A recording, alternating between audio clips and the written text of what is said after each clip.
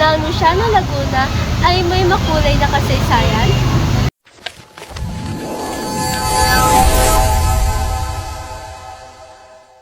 Noong 1678, ang Luisiana ay isang maliit na sityo na Mayhay na tinatawag na nasunog. Nahati ito sa tatlong bahagi at ang nasunog na Mayhay ang naging Luisiana. Dahil sa layo nito sa poblasyon, pinangunahan ni Don Luis Bernardo ang paghingi ng kalayaan.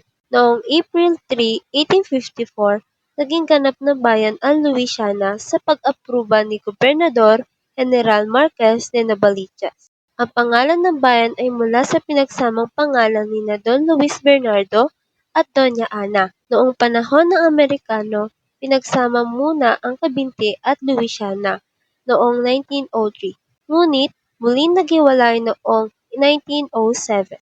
Ngayon, kilala ang Luisiana sa kanyang kultura at ekonomiya. Isa sa mga tanyag na industriya rito ay ang paghahabi ng pandan.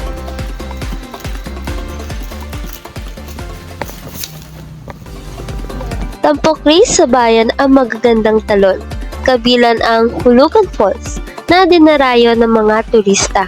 Kaya't sa pagbisita niyo sa Luisiana, hindi lamang lamig ng klima at ganda na kabundukan ng inyong mararanasan, kundi pati na rin ang mayamang kasaysayan at kultura ng bayan.